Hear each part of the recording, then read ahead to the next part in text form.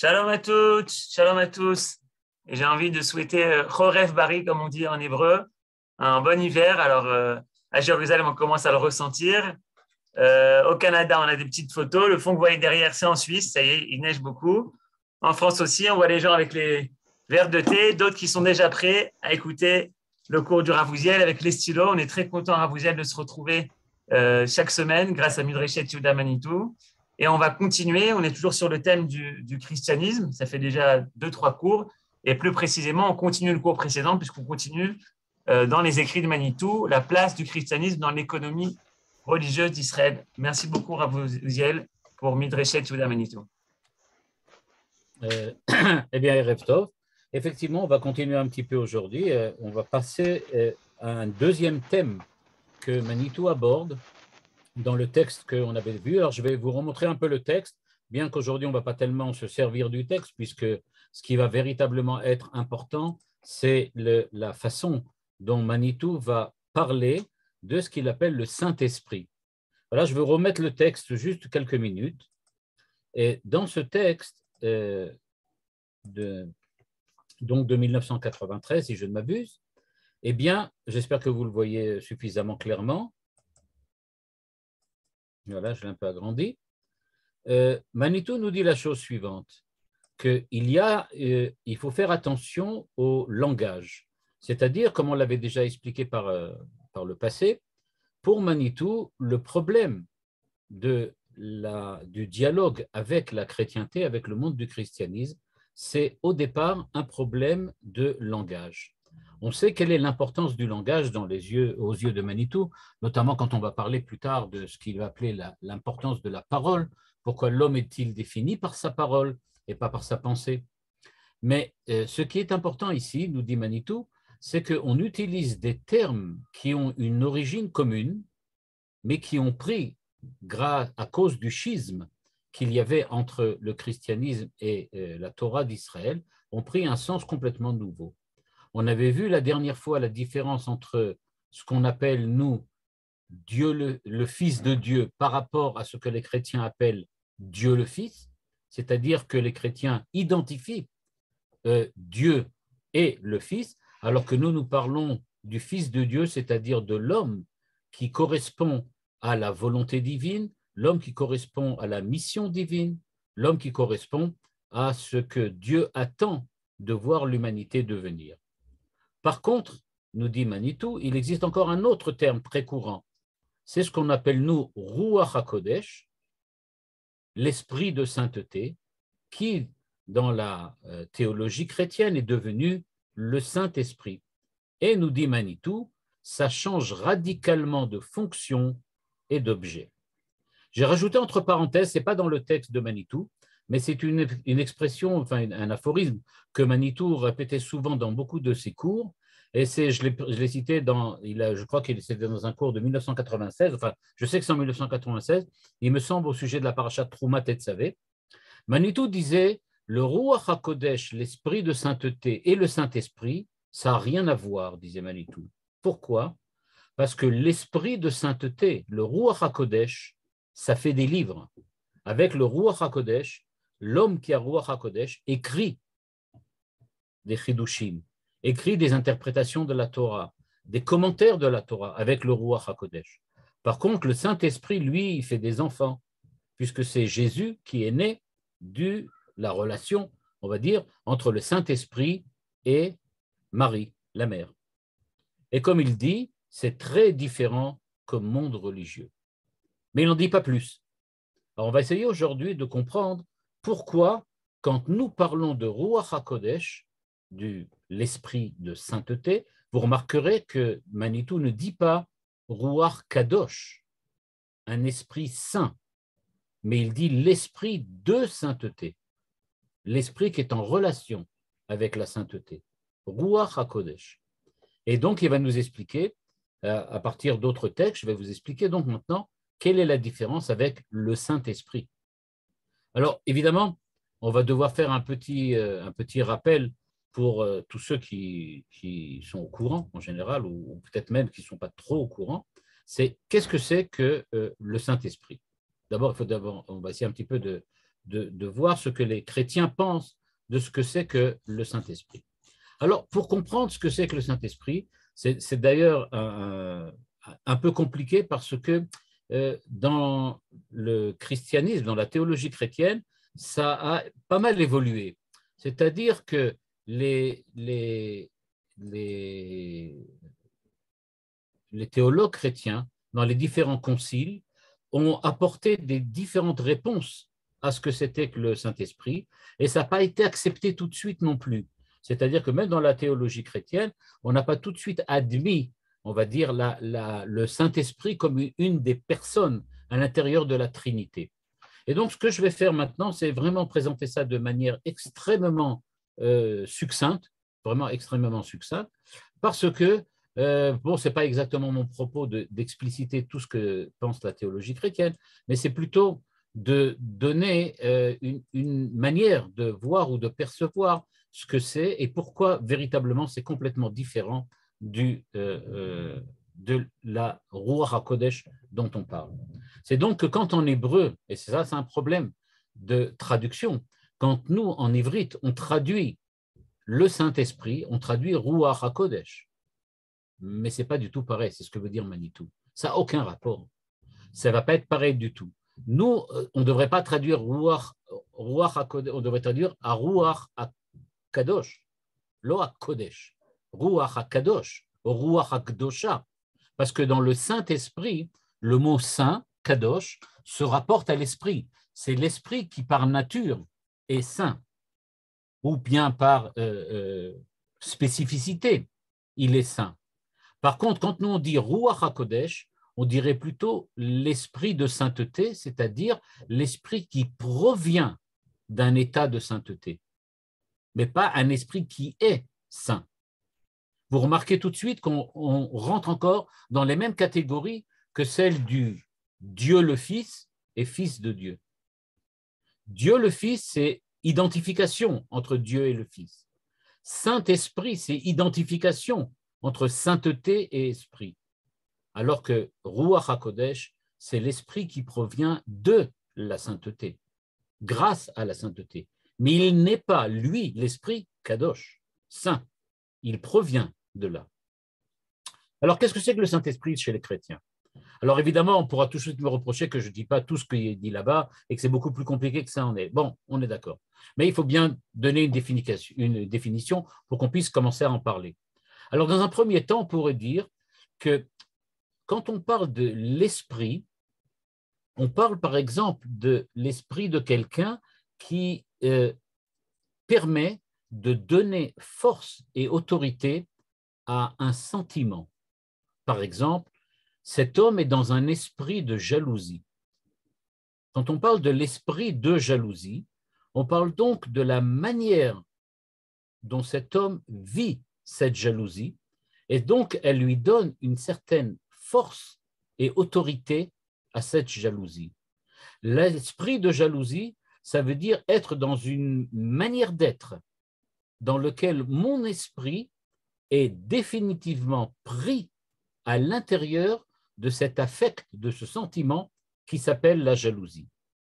Ça veut dire qu'il existe donc des jalousies pathologiques qui s'imposent à moi et me provoquent des attitudes mauvaises, stupides, méchantes. C'est ça, a priori, le sens premier de l'esprit. Et donc, quand on va parler de l'esprit, du Saint-Esprit, on va donc parler d'un esprit qui va donner une force, une autorité à quelque chose qui est du niveau de la sainteté. Mais en fait, dit le christianisme, la théologie chrétienne, cette définition, il faut l'inverser.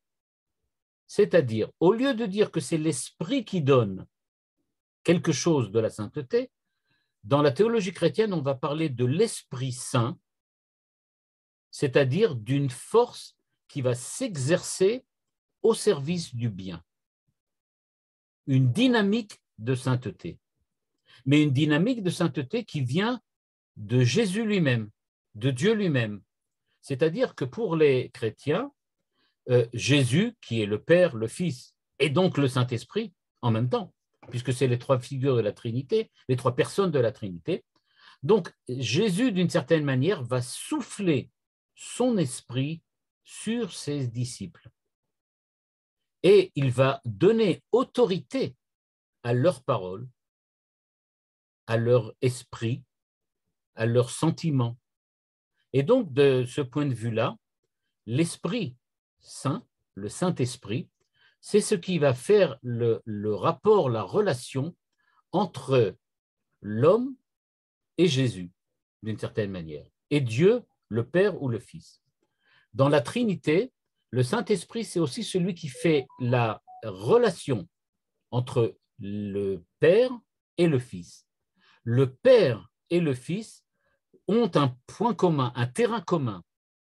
Ça va être le Saint-Esprit, c'est-à-dire celui, encore une fois, qui donne au Fils la force et l'autorité du Père et qui permet de transmettre la force et l'autorité du Père au Fils. C'est comme ça qu'ils vont voir. Où va-t-on trouver donc ce Saint-Esprit? Eh bien, ce Saint-Esprit, c'est celui qui va permettre pour la théologie chrétienne, d'une part la prière, d'autre part la vie de l'Église, troisièmement les Écritures, la lecture des Écritures. Et donc, quand on va parler donc du Saint-Esprit, ça va donc être une communion trinitaire.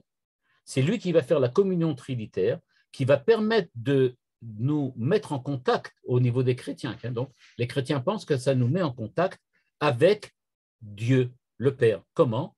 Eh bien, par la prière, par l'étude, par la vie de l'Église. C'est ça ce que les chrétiens y voient.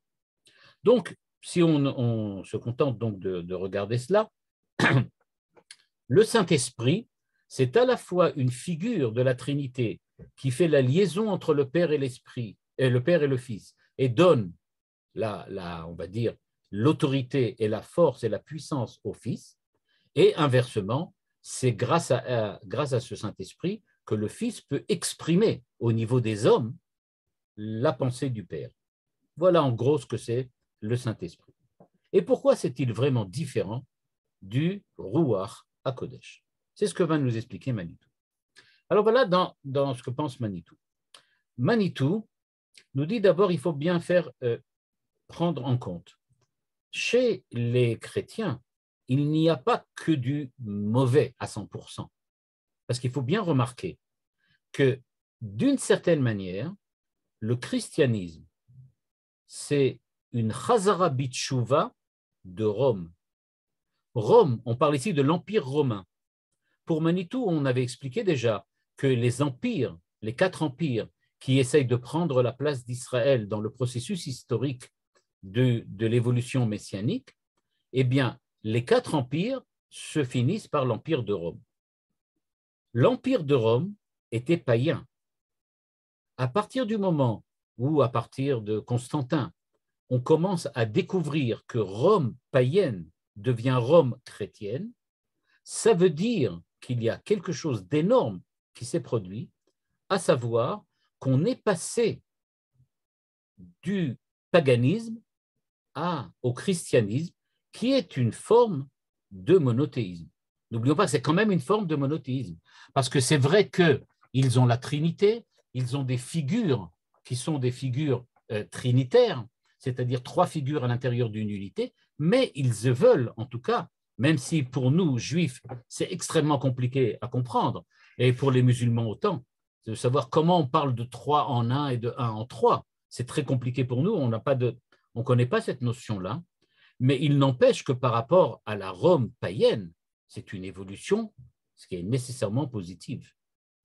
Et donc, ce qui s'est passé, c'est que la communauté chrétienne, et on va voir que Manitou insiste beaucoup sur le fait qu'au départ, les chrétiens étaient tous des juifs, c'est-à-dire qu'il s'agit en fait d'une diaspora juive, et c'est ça qui va vraiment, véritablement jouer le rôle de point focal dans la pensée de Manitou. Eh bien, en fait,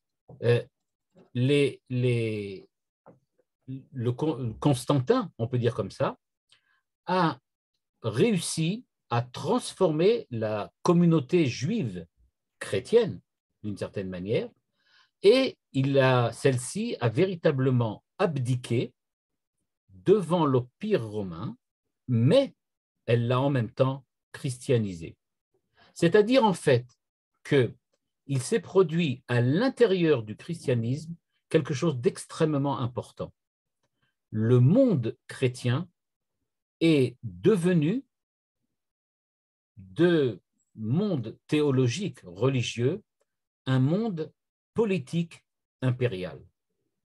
C'est-à-dire que la communauté chrétienne s'est impérialisée. C'est le terme qu'utilise Manitou. Et au lieu de parler de l'Empire romain, on parle maintenant de l'Empire chrétien. C'est-à-dire que quand on va donc parler maintenant du Saint-Esprit, c'est-à-dire ce qui fait la relation entre le Père, c'est-à-dire Dieu, et le Fils, c'est-à-dire l'homme qui réalise ce que le Père veut, mais qui réalise cela, eh bien, l'humanité qui réalise Dieu le Père dans le catholicisme devient maintenant celui qui va être partie entière de l'empire chrétien. Ce Saint-Esprit, c'est celui qui va diriger pas le catholicisme ou la théologie chrétienne, mais celui qui va diriger l'empire, au sens politique du terme, chrétien. Et il faut faire attention que donc maintenant, il y a toujours une connotation politique, sociale, au fait que le Saint-Esprit agit. Vous voyez tout de suite la différence avec Ruach HaKodesh. Ruach HaKodesh est une relation particulière avec Akadosh Baruch Hu. Ce n'est pas une relation particulière avec l'homme, l'empire, la politique, l'armée, mais c'est quelque chose qui relève du niveau de la réalisation de l'homme, c'est-à-dire de la morale de l'homme, de la relation particulière et de la dvekut que l'homme a avec Dieu. Alors, comment peut-on expliquer le fait que la communauté chrétienne devient un empire chrétien? Tout ça sous l'égide du Saint-Esprit. Eh bien, Manitou le voyait dans ce que le verset qui dit « Shma beni musar avicha ve'al titosh torat imecha ». Nous avons reçu l'injonction « Shma beni », on parle à nous, à Israël. On avait vu la dernière fois, Israël, le fils de Dieu, Shma beni. Nous sommes les fils de Dieu. Shma beni musar avicha, mais al titosh torat imecha. Ce qui veut dire qu'on a le moussar, l'éthique, la morale qui vient du Père, mais on a la Torah qui vient de la mère. Et le Midrash dit, qu'est-ce que c'est moussar avicha? La Midrash dit, en avicha, ela avicha shebashamayim, ve'en imecha, ela knesset Israël. C'est ce que dit le Midrash. Manitou l'interprète de la manière suivante. Il dit en fait, le Père dont on parle ici, c'est Dieu. Ta mère, c'est Knesset Israël, l'Assemblée d'Israël. Or, qu'est-ce qui se passe au niveau de la chrétienté? Eh bien, au niveau de la chrétienté, ce qui se passe, c'est que le christianisme accepte la morale du Père céleste, Dieu le Père, mais il n'accepte pas Torah d'Israël, c'est-à-dire la Torah venue de Klal Israël, la mère. C'est ça le demi-repentir, la tchouva, la chatsit tchouva que Manitou découvre dans le christianisme. C'est-à-dire ils ont fait tchouva du Père, et je rajoute entre parenthèses, grâce au Saint-Esprit, on va tout de suite y arriver, mais ils n'ont pas accepté la Torah de la mère. Mais si c'est comme ça, est-ce donc une religion auquel il manquerait la mère? Ils ont bien le Père. Torah Avicha, pardon, Moussar Avicha. Je rappelle que dans la théologie chrétienne, l'importance de l'amour, l'importance de la miséricorde, de la grâce, ce sont des notions fondamentales dans la pensée chrétienne. Et donc, ces notions relèvent de la morale du père. Mais alors, où est la mère? Eh bien, la mère, il n'y en a pas. Je vous rappelle qu'il y a une mère, mais elle n'est pas une mère. Parce que c'est le Saint-Esprit qui fait passer directement du Père jusqu'au Fils. Et où est la mère? Eh bien, elle est née du Saint-Esprit. Elle a fait naître du Saint-Esprit le Fils. C'est-à-dire que le Fils de Dieu, le Mashiach que nous attendons, est devenu chez eux Dieu le Fils. Pourquoi? Parce que la mère a complètement disparu. Et pourquoi? Elle est remplacée par le Saint-Esprit. Le Saint-Esprit qui fait la liaison directe, comme on l'a vu tout à l'heure, entre le Père et le Fils. Comme si le Père pouvait directement enfanter le Fils, sans mère, sans passer par la mère, c'est-à-dire sans passer par la loi, sans passer par la Torah. La mère étant justement la personne qui vient remettre les choses à leur place. Regardez le couple Sarah-Abraham, regardez le couple Rivka-Yitzhak, et évidemment les femmes de Yaakov avec Yaakov. On voit combien l'importance de la mère est fondamentale. Elle vient remettre de l'ordre à chaque fois dans les avancées quelquefois un petit peu audacieuses du père. Alors que dans le christianisme, on évite la mère, il n'y a pas de loi. L'essentiel, c'est d'accepter directement ce que le sentiment, ce qui relève de l'affectif, de l'affect, directement grâce au Saint-Esprit, grâce à l'opération du Saint-Esprit. Et donc, ce qui manque aux chrétiens, c'est la mère. Il leur manque une mère. Et donc, il leur manque de faire tchouva par rapport à la mère. Et c'est pour ça que dans le texte que nous voyons là, Manitou en reparle parce que la reconnaissance de l'État d'Israël va justement être le premier pas de la tchouva chrétienne dans son retour vers la mère, c'est-à-dire vers Klal Israël. Et donc, on voit que chez Manitou, tout se tient, toute la pensée se tient, tout tourne autour d'un même axe, à savoir que le fait que la mère, quelqu'un me dit, oui, mais la mère dans le christianisme, c'est Marie. Oui, mais elle n'est pas la mère. Elle n'est pas la mère. Il est né du Saint-Esprit. À savoir que la mère ici ne joue pas le rôle d'une mère, elle joue le rôle d'une, on va dire comme ça, d'une mère qui reste vierge, c'est-à-dire qui n'a jamais enfanté, qui n'a jamais été enceinte, qui n'a jamais eu de relation avec un mari. Parce que celui qui crée le Fils, ce n'est pas la mère, c'est dans la matrice maternelle le Saint-Esprit. Le Saint-Esprit est celui qui va créer vraiment le Fils. C'est lui la matrice véritable de l'Esprit. Et donc, elle accueille le Saint-Esprit, mais elle n'a aucune influence, elle n'a aucun rapport, elle n'a aucune relation avec le Père, avec le Fils. Elle accueille l'Esprit, mais elle reste vierge, c'est-à-dire qu'elle n'est que transparente dans le processus de la création du Fils. Et donc, dit Manitou, ce qu'on attend donc maintenant de la chrétienté, c'est de reconnaître l'État d'Israël. Pourquoi?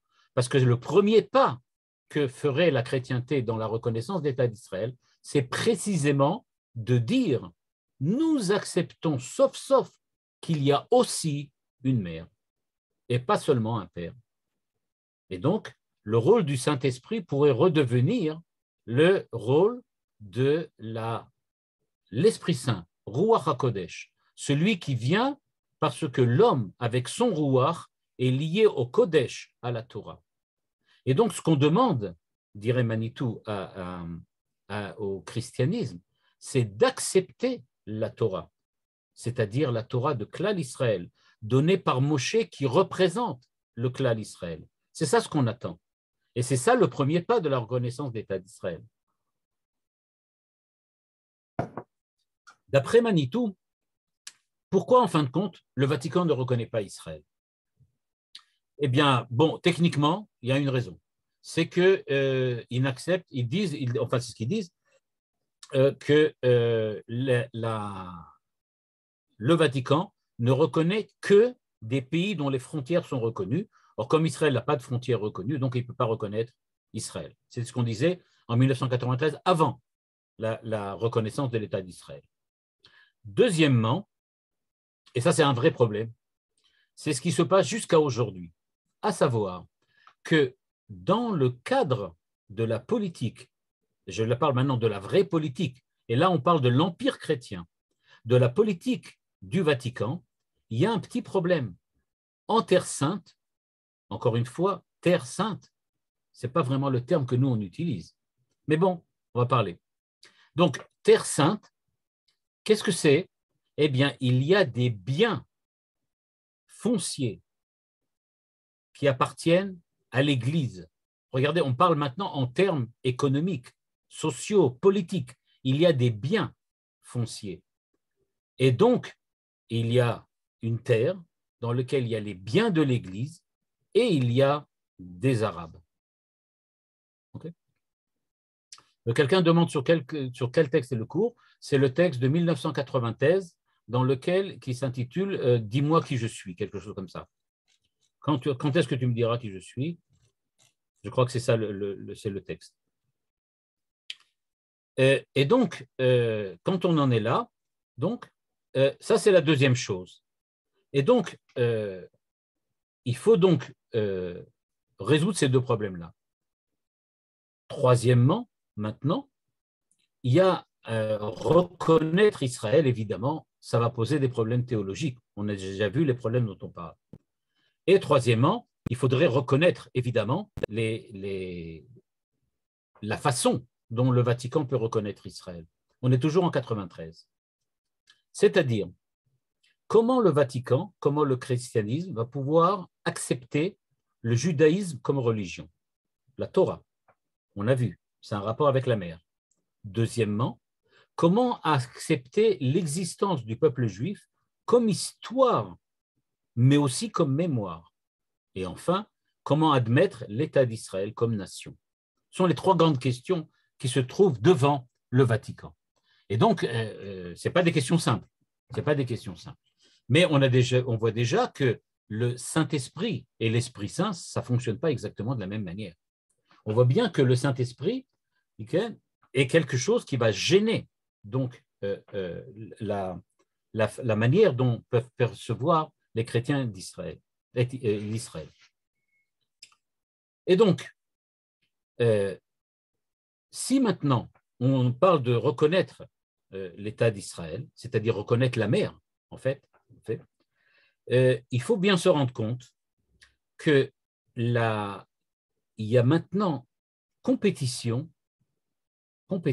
entre Dieu diaspora, à savoir la chrétienté en tant que diaspora d'Israël et la diaspora juive, c'est-à-dire nous. Et donc, à l'origine, les Juifs étaient la diaspora des Hébreux. Là, je reprends des termes de Manitou dont on a parlé très souvent. Les Juifs, le judaïsme, c'est la diaspora des Hébreux, Ivrim, c'est-à-dire ceux qui étaient là en Israël et qui ont été exilés. Ils sont une diaspora des Hébreux. Mais il existe aussi une diaspora maintenant, qui sont des Juifs qui sont partis complètement ailleurs et qui sont les chrétiens.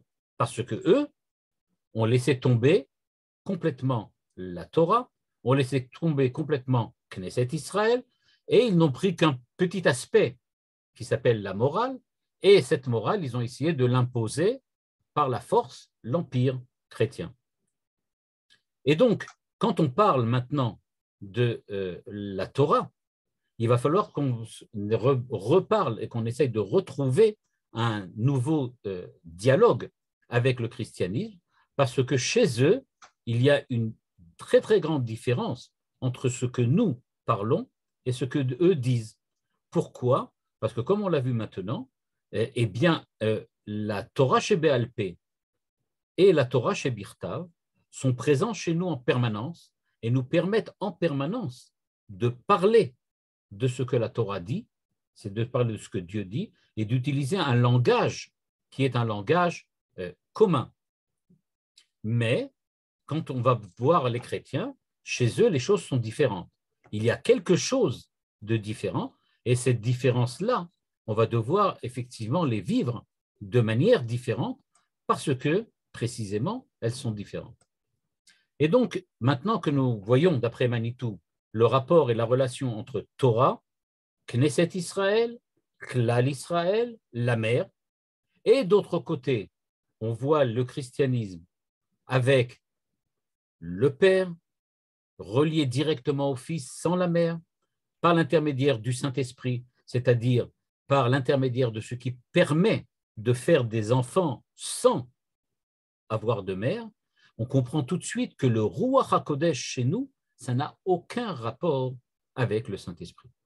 Tout simplement parce que le Ruach HaKodesh, c'est la manière dont la Torah Shebé'al Peh vient expliciter la Torah Shebirtav, alors que chez eux, le Ruach HaKodesh, le Saint-Esprit, c'est ce qui crée un homme Dieu, directement, alors que nous faisons la création du Fils de Dieu par l'intermédiaire de l'interprétation de la Torah, c'est-à-dire par l'intermédiaire de la Torah Shebé'al Peh.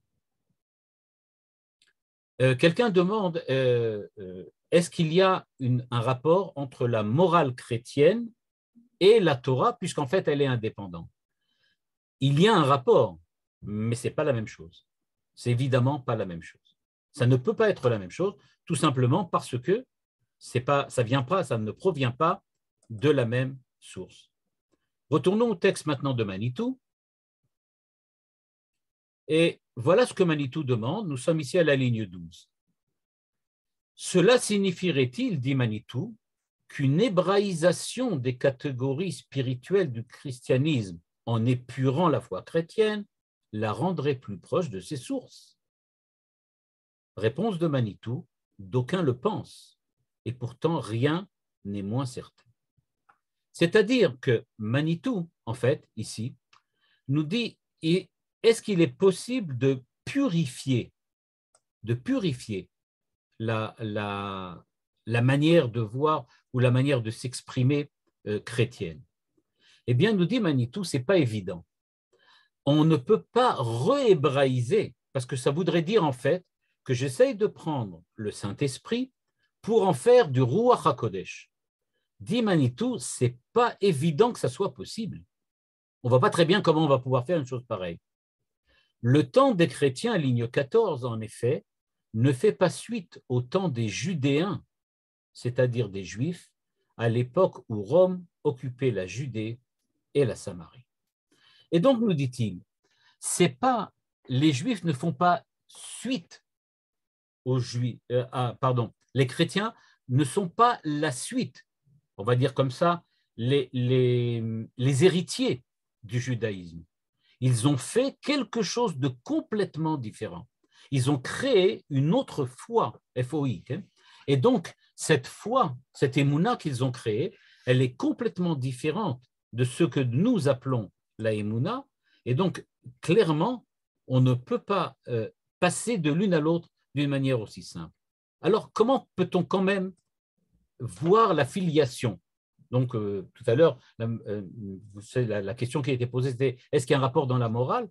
Manitou va essayer d'y répondre maintenant, et il va nous montrer en fait que la filiation n'est pas simple. Voilà ce qu'il appelle les apocryphes. C'est-à-dire, je lis à la ligne 17 maintenant, c'est un texte un peu compliqué, mais vous allez voir, l'idée est très simple. Selon les Juifs et la vérité historique, la Bible des Hébreux, leurs ancêtres, donc les Hébreux qui sont les ancêtres, parce que les Juifs aujourd'hui, c'est nous, il y a un doute, mais ce n'est pas l'hébraïsme directement. L'hébraïsme, c'est retourner à la pensée hébraïque. Donc il dit, les Juifs qui viennent des Hébreux, leurs ancêtres, eh bien la Bible des Hébreux est close à la fin de l'époque des prophètes lors de la destruction du premier temple, plus de 400 ans avant l'apparition des communautés chrétiennes. C'est clair. C'est-à-dire, pourquoi la Bible est-elle close? Parce que le Ruach HaKodesh a disparu. Il n'y a plus de nevoua, il n'y a plus de prophétie. Dieu ne parle plus. L'homme parle, oui, l'homme parle avec Dieu. L'homme est capable de parler avec Dieu, mais à un autre niveau, on n'est plus capable d'entendre Dieu parce que on n'entend plus la voix, il n'y a plus de prophétie. Ce temps culturel qui sépare les derniers prophètes hébreux des premiers apôtres de la chrétienté, qui est le temps du judaïsme de la Mishnah, représente une épaisseur de durée considérable qui fit grandement problème aux fondateurs de la foi chrétienne. C'est-à-dire, les chrétiens ne sont pas nés à la fin de la prophétie. Ils sont nés 400 ans plus tard avec Paul. Et donc, même si on sait qu'un certain texte des évangiles viennent d'avant Paul, que Paul a pris des textes qui étaient anciens, il n'en demeure pas moins qu'il y a 400 ans entre les deux, entre la fin de la prophétie, c'est-à-dire la fin de la parole divine, et le début, on va dire comme ça, de l'expression chrétienne. Et donc l'expression chrétienne n'est pas la suite de la parole divine, c'est une expression sur quelque chose qui s'est produit dans le passé. D'où la tentative d'Imanitou de la combler par les livres dits apocryphes, livres de foi que l'on trouve dans les éditions catholiques de la Bible. C'est-à-dire, on essaye de montrer dans le christianisme que nous sommes la suite de la prophétie. Et donc, en fait, ce que font les chrétiens aujourd'hui, c'est de dire, oui, c'est vrai que Paul, c'est beaucoup plus tard, mais il faut bien faire attention. Il y a des choses entre qui font que on est passé de la prophétie à Paul directement par l'intermédiaire de ce qu'on appelle les apocryphes.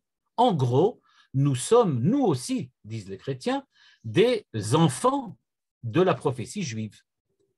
De fait, dit Manitou, le schéma historique réel ne va pas des Hébreux à une bifurcation entre les chrétiens et les juifs, mais des Hébreux aux Judéens qui furent les derniers héritiers de l'Israël biblique.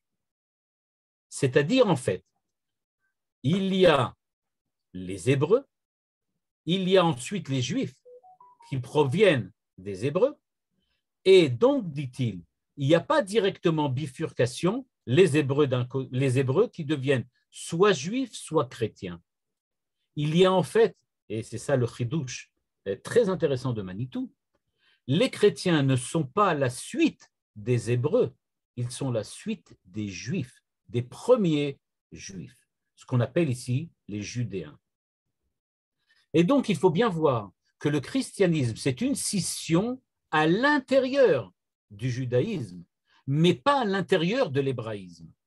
C'est-à-dire que l'hébraïsme reste, on va dire comme ça, dans sa pureté unique de prophétie, de Torah chez Birtav, Torah chez Béalpé. Tout ça, ça reste à l'intérieur de l'hébraïsme, et c'est par la suite que la Yahadout, c'est-à-dire ce qui va venir après la Ivriout pour Manitou, c'est une manière de présenter l'hébraïsme, la Ivriout, aux yeux, au monde de l'Europe, en tout cas, telle qu'elle l'était à l'époque.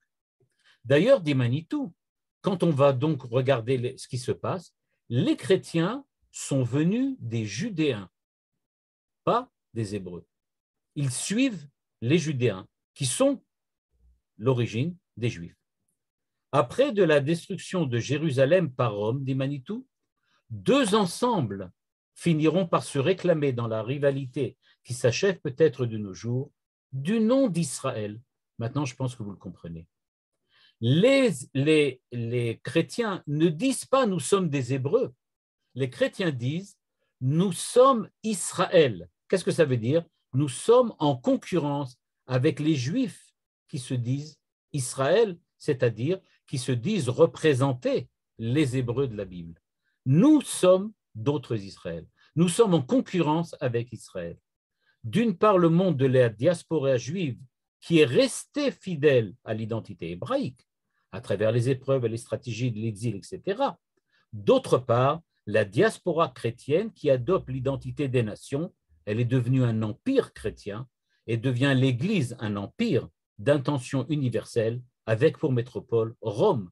Regardez, les chrétiens sont un empire chrétien qui est à Rome, c'est-à-dire la liaison entre l'Empire romain et la communauté chrétienne. Et donc, dit le Manitou, tous les différents schismes qui ont ensuite secoué la chrétienté ne l'ont jamais regroupé autour de Jérusalem. Ce sont les Juifs pour qui aujourd'hui cette terre sainte devient enceinte, objet des mêmes enjeux qu'au temps biblique.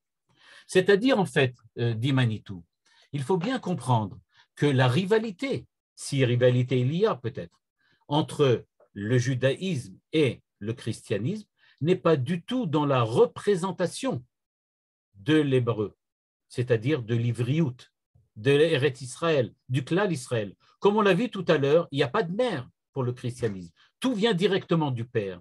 Et puisque ça vient directement du Père, c'est-à-dire en fait que tout vient du niveau d'Israël en tant que les Juifs, les Judéens, mais pas Israël en tant que le lieu de l'hébraïsme. Et donc, dit Manitou, nous ne sommes pas séparés de la chrétienté quand on a cherché à donner une solution à l'hébraïsme, mais le christianisme est une déviation, un nouveau chemin qu'ont pris les Judéens, certains Judéens. Et c'est pour ça que les fondateurs du christianisme étaient des Judéens, c'est-à-dire des Juifs. C'est donc une scission à l'intérieur du judaïsme. C'est une diaspora juive, pas une diaspora hébraïque. Nous sommes la diaspora des Hébreux, c'est-à-dire de la pensée hébraïque, alors que les chrétiens sont une diaspora juive. Ce sont des Juifs qui ont choisi un autre chemin, mais pas des Hébreux. Nous nous sommes restés fidèles, comme dit Manitou, à l'hébreu, alors que eux, non.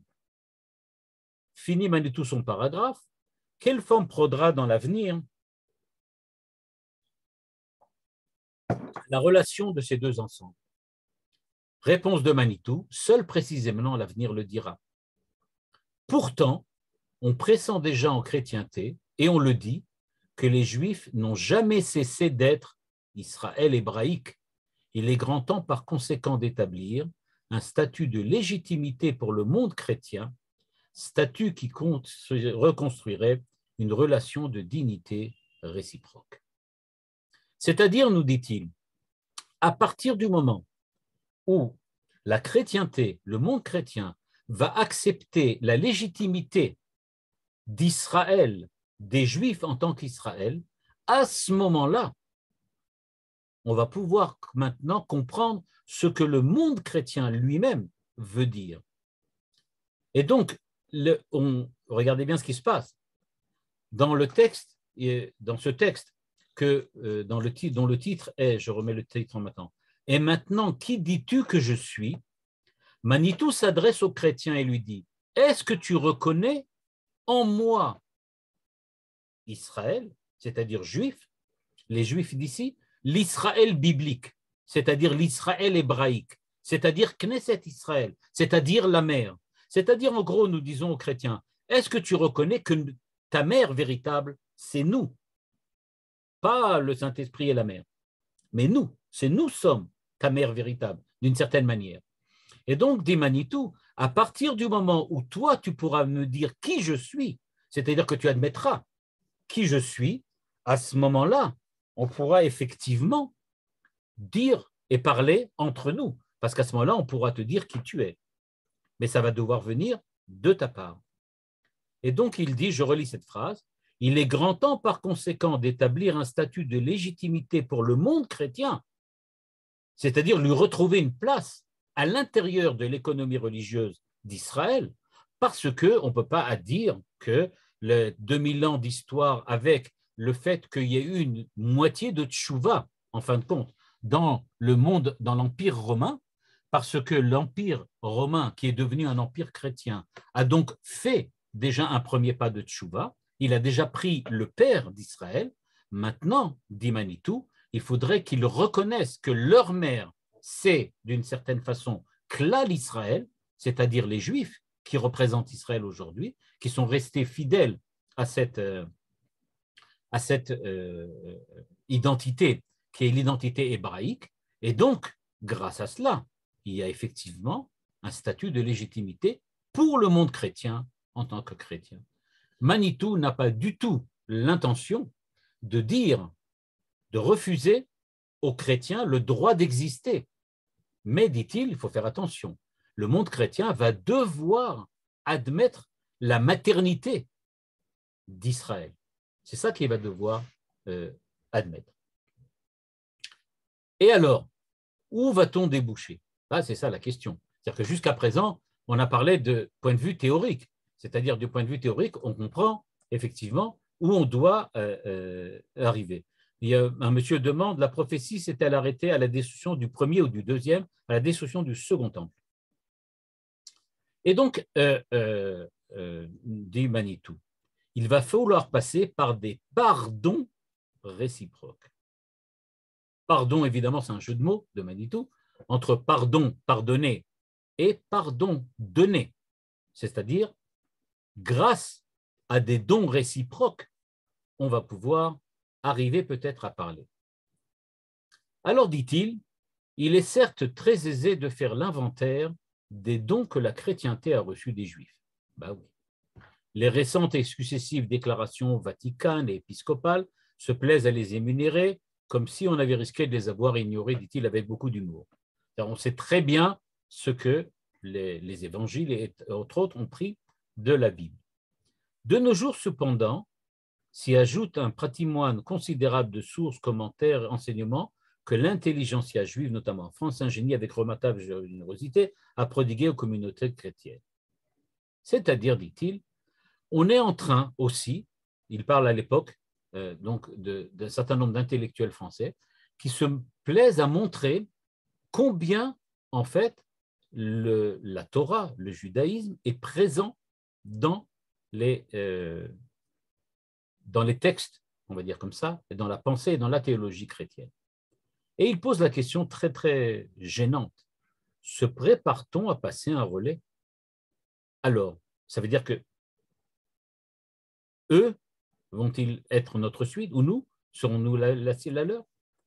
On serait impatient cependant de faire un inventaire corollaire d'un renouvellement de valeurs bibliques dont la chrétienté pourrait gratifier les Juifs. Ça, c'est déjà tout à fait autre chose.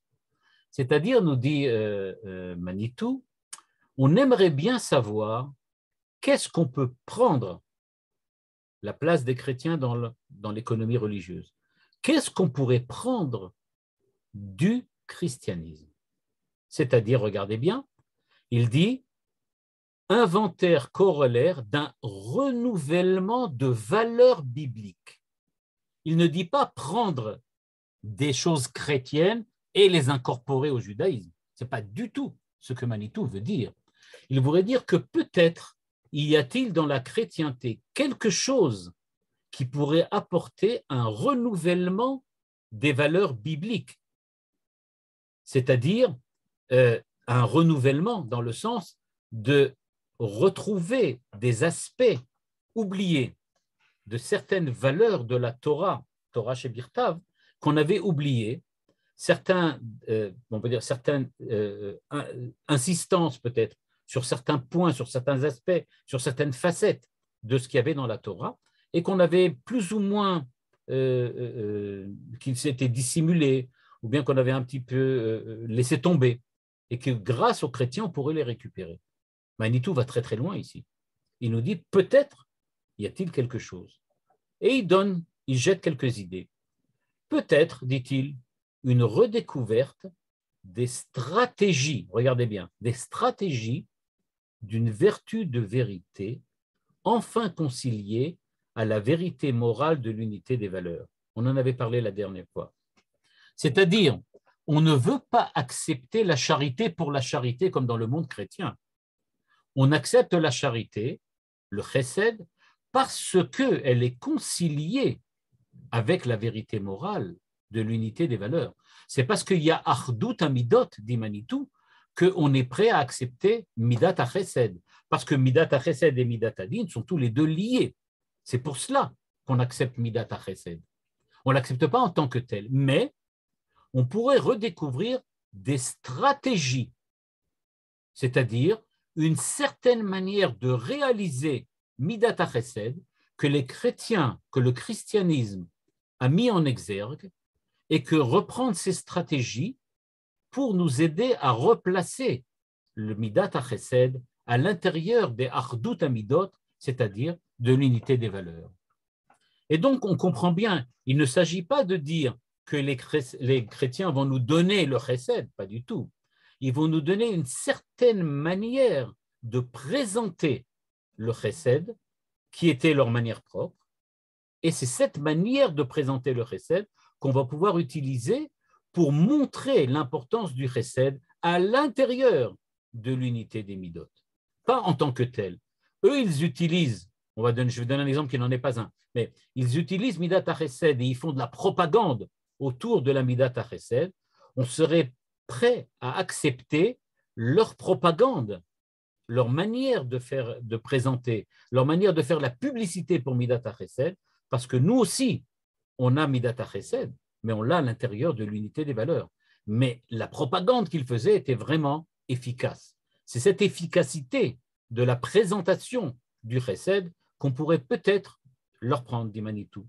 Ou bien, pas seulement au niveau de la publicité, de la propagande, plus profondément encore, le secret de la familiarité proprement chrétienne à l'âme des nations chez qui les juifs de diaspora ont choisi de vivre. Là, c'est déjà beaucoup plus intéressant. Il ne s'agit pas simplement de prendre une méthodologie chrétienne pour essayer de vendre aux nations la Torah, Torah chez Birtav, Torah chez Béalpé. Il s'agit d'aller beaucoup plus profondément. La manière dont les chrétiens savent vivre, comprendre, vivre de l'intérieur ce qu'il appelle l'âme des nations. Il y a une certaine relation profonde qui s'est créée entre l'âme des nations, c'est-à-dire la manière d'être goy, on va dire comme ça, et la pensée chrétienne. Et ce qu'il appelle la familiarité. On sait, d'un point de vue chrétien, être proche de l'intimité de l'âme des nations. Ça nous manque. Nous, on a toujours vécu, on va dire comme ça, une relation de conflit, une relation de concurrence, une relation de lutte entre l'âme juive et l'âme des nations.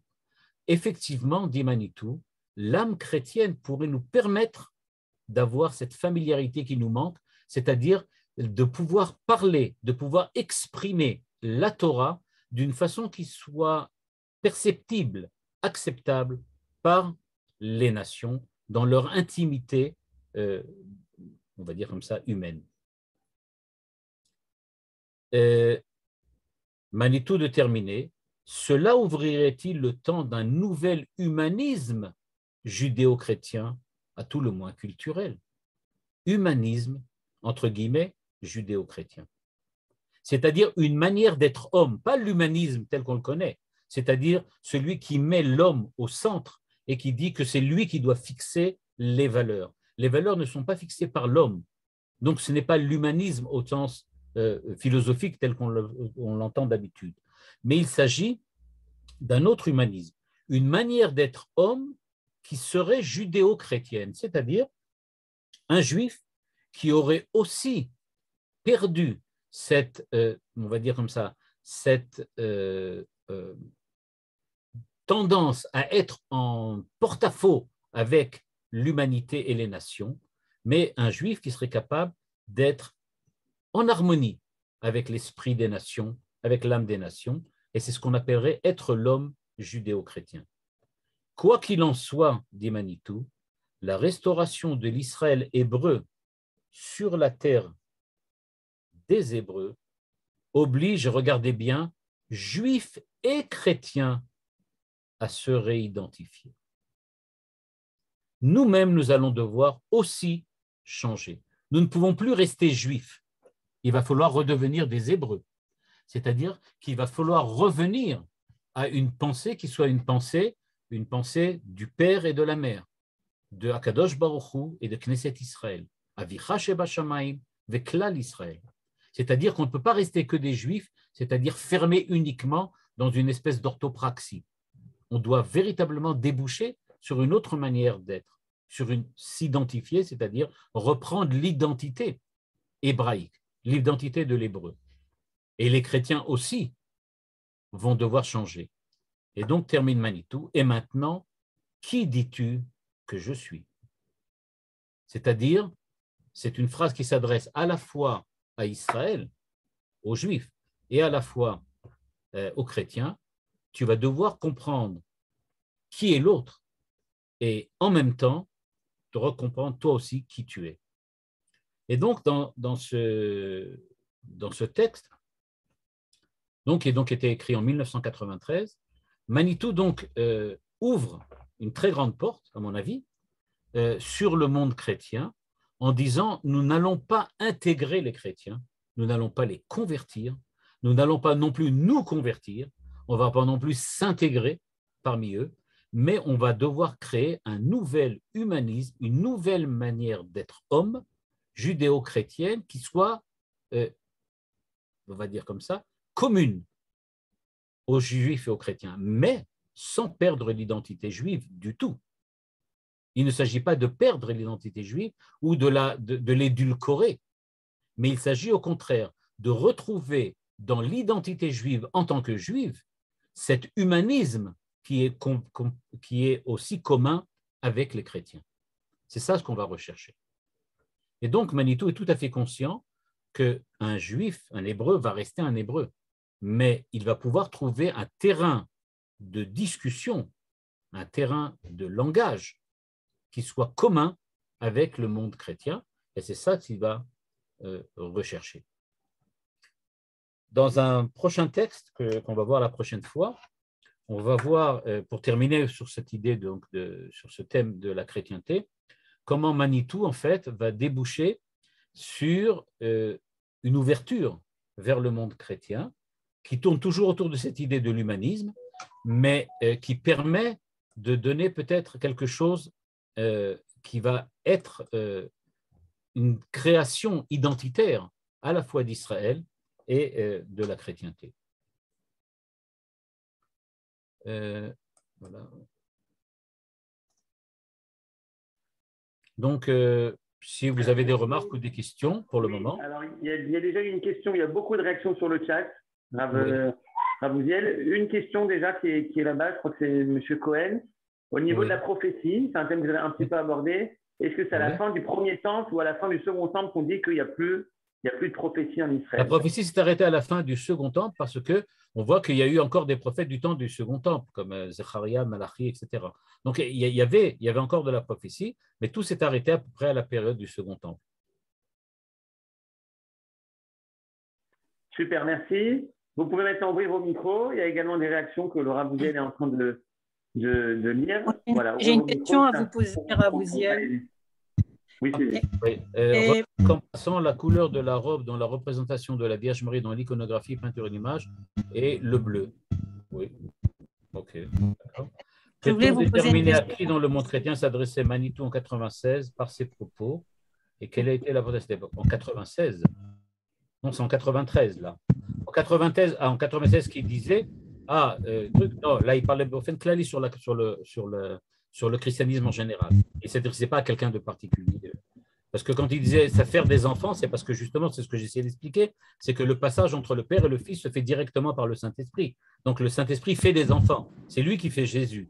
Alors que chez nous, le Ruach HaKodesh, il dit ça fait des livres. C'est-à-dire ça fait un commentaire de la Torah, c'est-à-dire c'est un retour identitaire du juif vers l'hébreu. C'est ça le Ruach HaKodesh.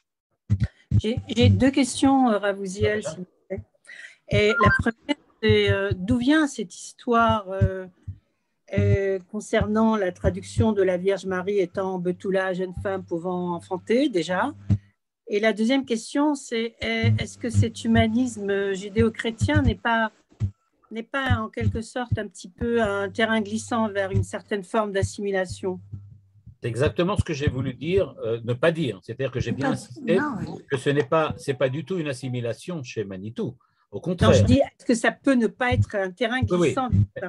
Non, alors justement, c'est pour ça qu'il le dit, il le met entre guillemets. C'est-à-dire, il dit, je n'utilise pas un humanisme comme je parle de l'humanisme philosophique ou l'humanisme culturel que l'on connaît. Parce que l'humanisme culturel, ça serait que l'homme soit au centre des valeurs. Alors que là, il s'agit de Dieu qui est au centre des valeurs, Dieu de la révélation. Donc il dit, c'est bien, donc je ne parle pas de ça. Mais il parle d'une manière d'être homme. C'est-à-dire qu'il dit, en fait, nous sommes, Israël, nous sommes les hommes de l'unité des valeurs, et les chrétiens qui ont pris une certaine valeur et l'ont exprimée, nous pouvons peut-être prendre de chez eux cette expression de cette valeur-là comme quelque chose qu'on pourrait intégrer à l'intérieur de l'unité des valeurs. Mais pas quelque chose qui va nous attirer. D'accord. Et la première question dont je vous parlais là, concernant la traduction, la Vierge Marie pouvant enfanter, le terme Betula en hébreu, oui. Jeune femme, d'où vient cette histoire-là que j'ai entendue plusieurs fois? Tout simplement parce que la Vierge Marie, elle s'appelle Vierge, donc elle est Betula, c'est tout. Hein. Ça n'a pas d'autre valeur. Mais ça n'a pas de sens. Elle pouvait enfanter, quoi. La traduction étant jeune femme et pas jeune fille.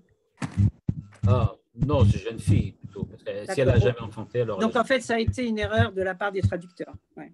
Sûrement. Merci beaucoup. Je pourrais pas. Pardon? Je peux poser une question? Bevakasha. Oui, je voulais savoir.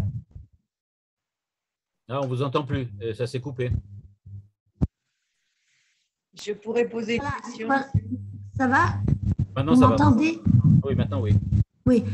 Ce que je voulais dire maintenant, depuis le retour en Israël, que le peuple d'Israël est revenu sur sa terre, moi, j'ai le sentiment que de plus en plus, nous, on va vers une civilisation, on vit selon les valeurs occidentales. Et que l'effort, il y a un conflit constamment en Israël, je parle ici à propos de nous-mêmes. Oui, tout à fait. Mais il y a un glissement total vers la civilisation occidentale. Je me rappelle une des activités de mes enfants au Bnei Akiva à Hanouka. Ils sont partis dans les magasins à Jérusalem. Tout était, le nom des magasins est pratiquement maintenant écrit seulement en lettres latines et plus en hébreu. Et il y a,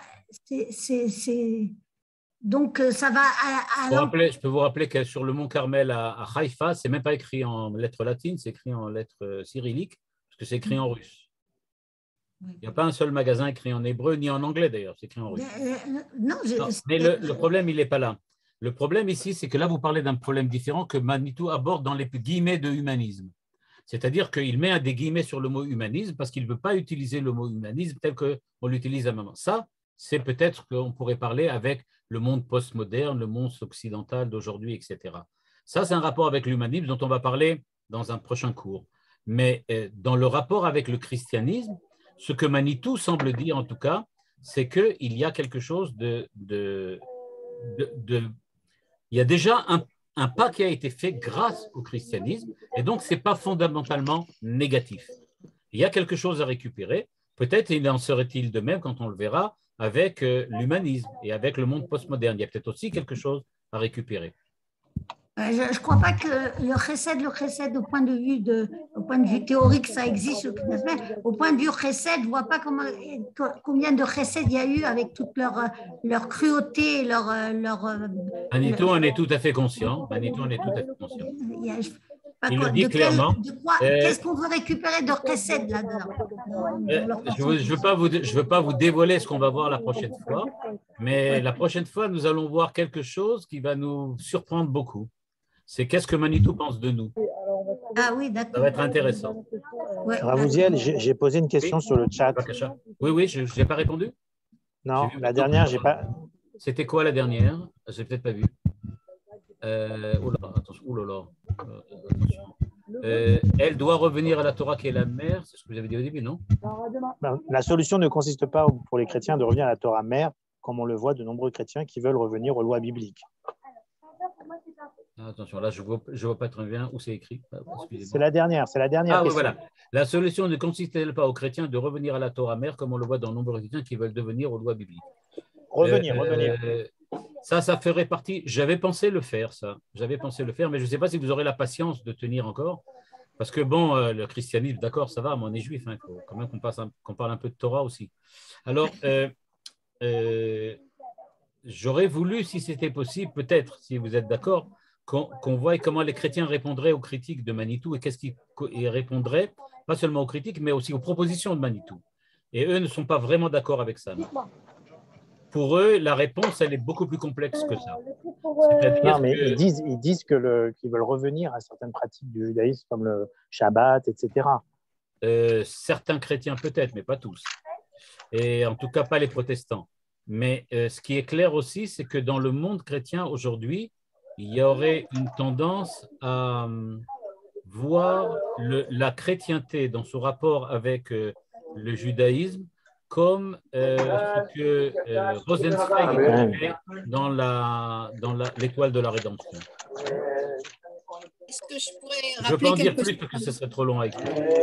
Mais il pourrait revenir au commandement de la Bible sans passer par le rabbinisme, c'est ça aussi. Pardon, c'est Il pourrait revenir au commandement de la Bible sans passer par le rabbinisme, qui est spécificité d'Israël. Non, c'est pas au commandement, non. C'est pas le mot commandement qui les intéresse, non. C'est pas le commandement.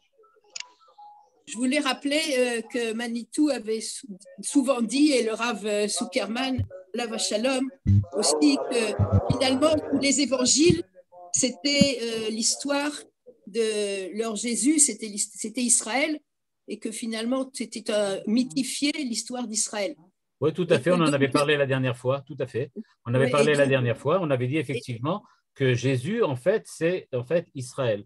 C'est quand on avait parlé du Fils de Dieu et Dieu le Fils, on avait effectivement dit que d'après Manitou, Jésus est en fait une espèce de mythification d'Israël, de Klal Israël.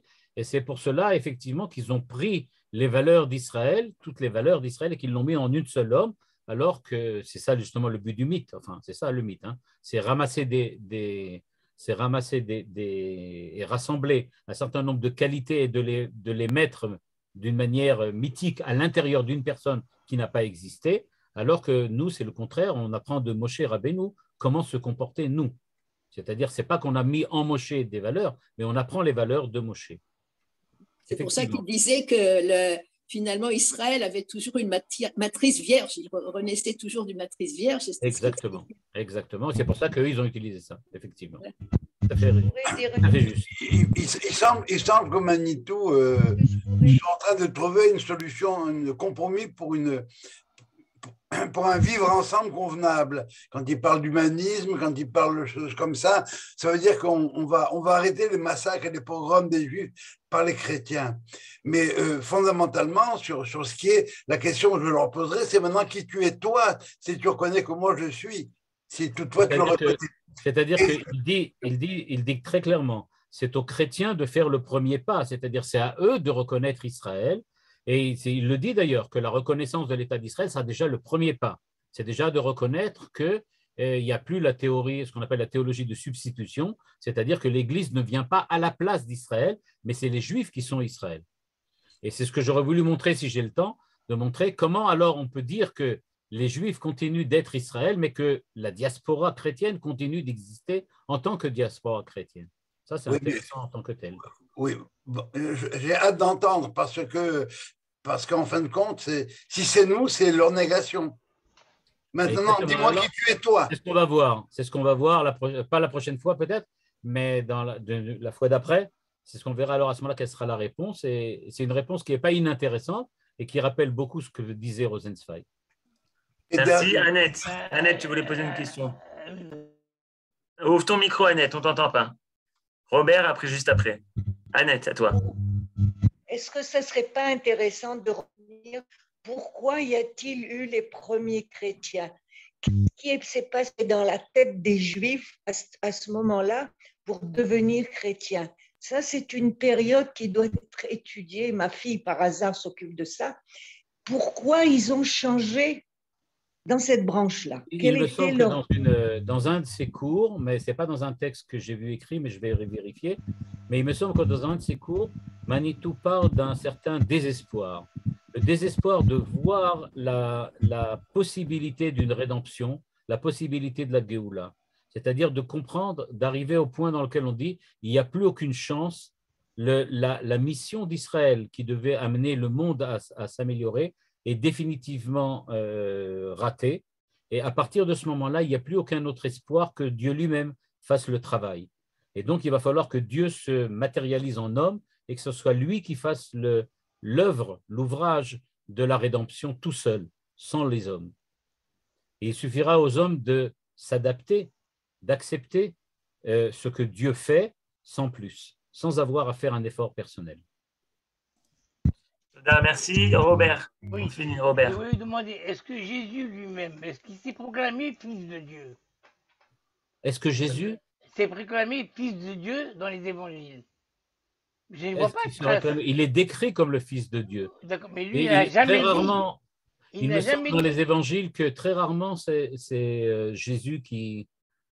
Jésus parle et dit beaucoup de choses. Et en général, il me semble que. Je ne crois pas qu'il s'appelle lui-même le fils de Dieu. Il me semble que.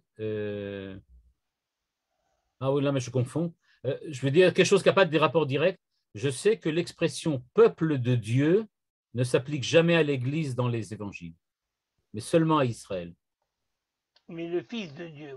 Les fils de Dieu, je crois que. Il n'a jamais dit, il me semble. Non, c'est. Moi, c'est pas lui. Je vérifie. J'ai lu les évangiles, je crois qu'il n'a jamais dit. De toutes les manières, les évangiles n'ont pas été écrits par lui-même. D'accord, mais même dans les évangiles, ils ne disent pas qu'il est fils de Dieu. Il dit mon père, Dieu mon père, bon, comme nous le disons à Vilno Melkino. Mais il n'a jamais dit qu'il était le fils de Dieu, vraiment. Non, je ne pense pas, mais il faudrait que je vérifie vraiment. Oui. Je ne sais pas. Bon, merci. Effectivement, quelqu'un dit que c'est fils de l'homme, oui. Ça, oui. Oui, mais pas oui. Merci beaucoup. Est-ce qu'il y a une dernière question qui est liée au cours? C'est un cours très large. Oui. Toda Rabba, merci beaucoup, Ravouziel. Toda Ravouziel.